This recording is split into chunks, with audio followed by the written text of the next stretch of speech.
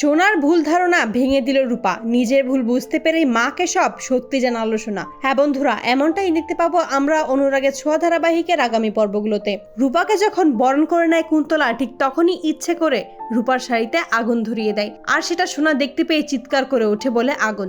বাইরে থেকেই দীপ আর সূর্য ছুটে এসে রূপাকে বাঁচিয়ে নেয়। তখনই রুডি খেয়াল করে তার মায়ের শাড়িতেও আগুন লেগেছে। এটা দেখেই কুন্তলা জ্ঞান হারিয়ে ফেলে। সকলেই যখন কুন্তলাকে নিয়ে রুমে চলে যায়, ঠিক তখনই সেখানে রূপা ইচ্ছাকৃত ভাবেই কুন্তলাকে গরম দুধ খাইয়ে দেয়। তখনই সোনা মনে মনে ভাবতে থাকে, আমি প্রথমে চাইনি তুমি এই বাড়ির বউ হয়ে আসো, তবে তুমি আসাতে আমি বেঁচে গেলাম। তবে তুমি আর মা ছিলে।